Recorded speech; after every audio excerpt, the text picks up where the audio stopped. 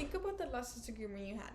Did you try to solve the problem, avoid the conversation, or did you simply give in to keep the peace? The way we respond during these arguments or during these moments reflect our own conflict styles. That's it. Today, I'll be explaining 5 different conflict styles and one that best describes me. Understanding conflict styles, that's it, help us become better communicators in our everyday lives, in our relationships, at school, our workplace. That's it. I went ahead and completed the Thomas Kuhlman conflict style questionnaire. That's it. And I also used the interpersonal conflict by William de Wilmot to learn about the 5 conflict styles that I will be discussing today. So the first one is avoiding. So what is avoiding, right? Avoiding usually happens when someone chooses not to deal with the conflict. They may stay quiet, they change the subject, they leave the conversation, or simply say, I don't want to talk about it, right? The avoiding usually comes when, I guess in the way we know it, is like you kind of beat around the bush, right? And although sometimes avoiding certain conversation is good, right? To not give importance to things that are not really an important issue to talk about, right? Sometimes it's okay to avoid these things, right? However, like every conflict style, it does have a disadvantage. Like, meaning that even if you avoid conflict, no matter as much as we try to avoid conflict, it will not disappear. It's always going to be there, right? So even if we avoid it or try to push it, postpone it, it's going to be there no matter what, right? So secondly is dominating. Dominating is a competitive style where someone focuses on winning, getting their way. Let's say they may use like direct confrontation to achieve their goals. It is very useful and like to make quick decisions.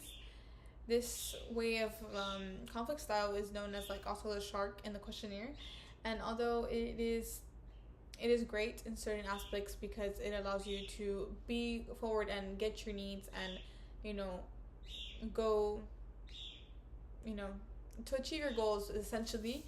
And so it can be damaging to relationships if it becomes too aggressive, or you don't become aware of the fact that there's others to communicate around you, right? The third one is compromising. So compromising means both people give up something to reach an agreement. It follows the idea of give a little and get a little, right? And so this compromising kind of doesn't let anyone, I guess, it's not like how do I describe it? Nobody essentially wins in a way, right? You kind of find a middle ground, and you essentially have to find an agreement. And although it could be hard to find an agreement, essentially it is a way of like coming together so both parties can have, I guess, a share of what they kind of wanted. Although this is sometimes could be good, it does have a disadvantage of letting somebody be unsatisfied in what their needs, right? So the fourth conflict style is integrating. Integrating is also called collaborating. It means both people work together to find a solution that benefits everyone. This collaborating works really well with even at workplace with your friends. You're able to hear everyone and their opinion and come together as a group and vocalize your thoughts, your opinions, to overall collaborate together, right? Although this does take more time, more communication, and sometimes it's obviously hard when those around us don't want to communicate. So far, these are the 4 conflict styles, right? Finally is accommodating, also known as obligating in the textbook definition, right? And this one is obligating or accommodating, also known as like people tend to put people's feelings before their own. Let's say speaking up can be difficult, and they choose to accommodate. And so sometimes this can look like saying whatever or whatever you want, right? And letting somebody else kind of, I guess, take the wheel in a way. Um,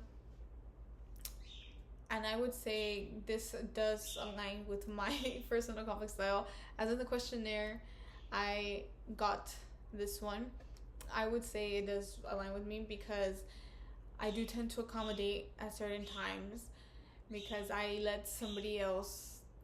don't want to hurt somebody else's feelings, or I find it easier to just say, oh, whatever, you choose or you do this. And I often don't speak about my needs or what I want, and I let others choose for me.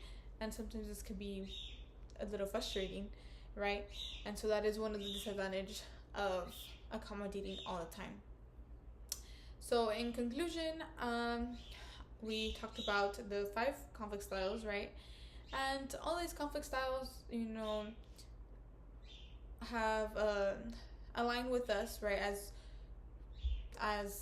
how we grew up, our background, our culture, our experiences. And although we might be more prone to these conflict styles that we know and we grew up to, it does not mean that we have to stick to them, right? And so I encourage everyone to learn more about their own conflict styles and the other conflict styles that we learned today, because it will allow us to become more effective communicators, right? And to use these conflict styles in certain situations and allow us to just grow, to better communicate and understand each other and see which one best fits us in certain situations and how to be just overall a better communicator, right? So thank you. Have a good day.